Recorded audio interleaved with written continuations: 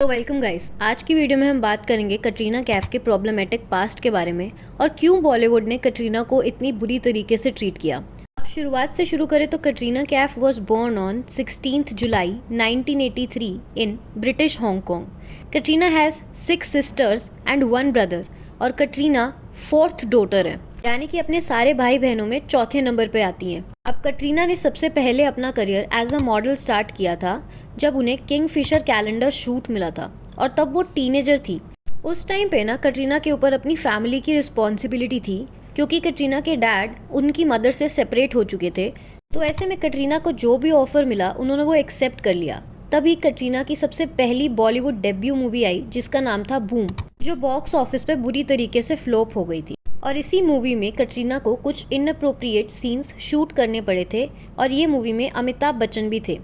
कटरीना इस टाइम पे 18 years as की थी जब उन्हें कास्ट किया गया था और मूवी जब रिलीज़ हुई थी 2003 में तब वो 20 ईयर्स की थी। जितनी भी हीरोइंस इस मूवी में थी सबको ऑब्जेक्टिफाई किया गया था और इस मूवी को प्रोड्यूस जैकी श्रॉफ की वाइफ आयशा श्रॉफ ने किया था।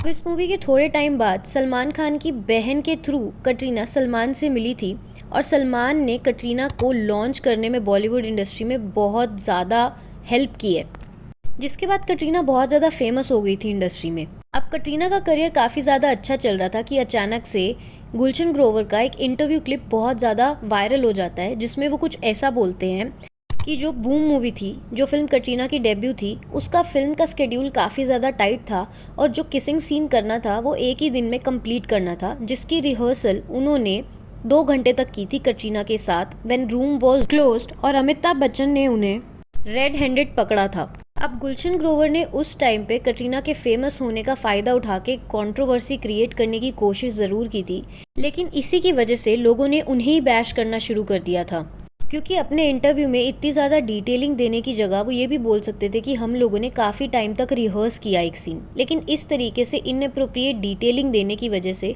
लोगों ने उन्हें ट्रोल करना शुरू कर दिया था क्योंकि वो ऑब्वियस भी था। कटरीना उस टाइम पे एक टीनेजर थी और वो एक काफ़ी सीनियर एक्टर थे, क्योंकि एक तरफ जब न्यूज़ में ये सब कुछ चल रहा था सलमान खान मेड श्योर कि कटरीना के जितने भी अनअप्रोप्रिएट सीन्स थे मूवी में से सब रिमूव कर दिए जाएं और जितनी भी क्लिपिंग्स हैं वो भी सब हटा दी जाएं, क्योंकि उस टाइम पे वैसे भी जो फिल्म्स हुआ करती थी वो डीवीडी में आया करती थी। हालांकि सलमान की इतनी सारी कोशिशों के बाद भी सीन्स रिमूव तो नहीं हो पाए, लेकिन ही मेड श्योर कि इसकी वजह से कटरीना के करियर पे कोई इफेक्ट ना पड़े। अब ये ना वही एरा था 2005 से लेके 2009 वाला जब सलमान और कटरीना के डेटिंग रूमर्स चर्चे में थे कि अचानक से 2009 के ही दौरान एक पेपर क्लिपिंग बहुत ज़्यादा वायरल होती है जहाँ पे ये लिखा हुआ था कि सलमान ने एक कॉफ़ी शॉप में कटरीना को स्लैप कर दिया है।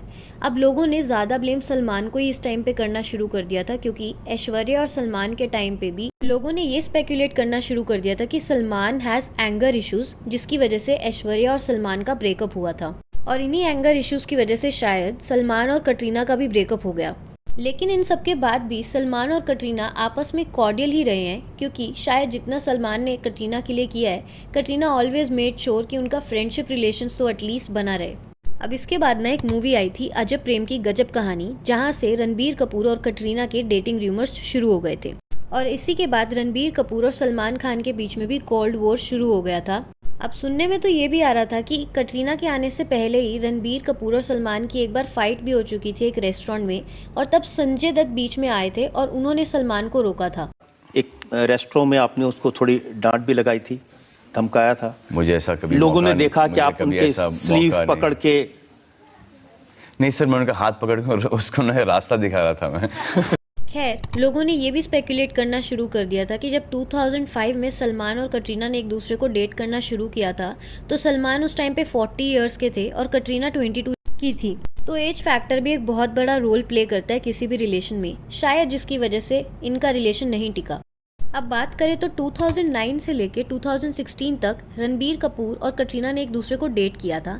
तब इनके शादी करने के रूमर्स भी बहुत चर्चा में थे और दोनों एक साथ घर भी खरीदने वाले थे। लेकिन न्यूज़ के अकॉर्डिंग तो रणबीर कपूर की फैमिली यानी कि नीतू कपूर को कटरीना कैफ बिल्कुल भी पसंद नहीं थी।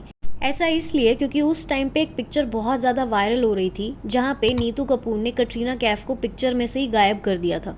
और एक इंस्टा स्टोरी जिसमें नीतू कपूर कुछ ऐसा कहती हैं कि just because he dated you for 7 years, it doesn't mean he will marry you. My uncle studied medicine for 6 years, now he is a DJ. मतलब कि एक इनडायरेक्टली डिक था कटरीना की तरफ। और इन्हीं सब के चलते लोगों ने ये मानना शुरू कर लिया था कि शायद नीतू कपूर की वजह से रणबीर और कैट ने एक दूसरे के साथ ब्रेकअप कर लिया है। अब 2017 में रणबीर और आलिया ने एक दूसरे को डेट करना शुरू कर दिया था। अपेरेंटली आलिया कटरीना की उस टाइम पे जिम पार्टनर थी और काइंड ऑफ बेस्ट फ्रेंड। अब इसके बाद कुछ टाइम तक सिंगल रहने के बाद कटरीना कैफ ने विक्की कौशल को डेट करना शुरू किया था 2019 में। अब हुआ क्या था कि कॉफ़ी विद करण में करण ने कटरीना से पूछा था कि आपकी पेयरिंग किसके साथ अच्छी लगेगी। तब कटरीना ने विक्की कौशल का नाम लिया था और उसके बाद वाले एपिसोड में जब करण ने विक्की को ये सब बताया तो उनका रिएक्शन एकदम फ्लैट हो जाने वाला सोशल मीडिया पे बहुत ज़्यादा वायरल हो गया था। इसके बाद ये लोग एक और इंटरव्यू में मिले थे, आमने सामने बातचीत हुई। उसके बाद एक अवार्ड फंक्शन की क्लिपिंग बहुत ज़्यादा वायरल हुई थी। तभी लोगों ने ये मानना शुरू कर लिया था कि दोनों ने एक दूसरे को डेट करना शुरू कर दिया है। अब इन सब के बाद कटरीना और विक्की की शादी हो गई थी 2021 में। शादी के बाद भी कटरीना की बहुत सारी मूवीज़ आई हैं, लेकिन अभी कुछ टाइम पहले कटरीना ने फिल्मों से ब्रेक ले लिया ऐसा लोग बोल रहे हैं। और कटरीना अपने ब्रांड के ब्यूटी पे ज़्यादा फोकस कर रही है, जो पहले एक छोटी सी स्टार्टिंग थी लेकिन अभी बहुत ज़्यादा मैसिव ब्रांड बन चुका है इंडिया के अंदर। जहाँ दूसरे सेलिब्रिटीज़ के ब्रांड फ्लॉप हो जाते हैं, जैसे दीपिका का ब्रांड 82 डिग्री ई, वहीं कटरीना का ब्रांड अभी बहुत ज़्यादा मैसिव हिट पे चल रहा है। और इसके बाद कटरीना को बेस्ट ब्यूटी एंटरप्रेन्योर का भी अवार्ड मिला था 2022 में at Nykaa Femina beauty awards, and she also got this same award at business icons of India in 2022। अब बॉलीवुड में कटरीना का करियर जैसा भी रहा हो, इन सब के बाद लोगों ने ये अज्यूम कर लिया है कि कटरीना ने शायद बॉलीवुड इंडस्ट्री को छोड़ दिया है। इस पे आपके क्या ओपिनियंस है? Do comment and subscribe the channel for more gossips.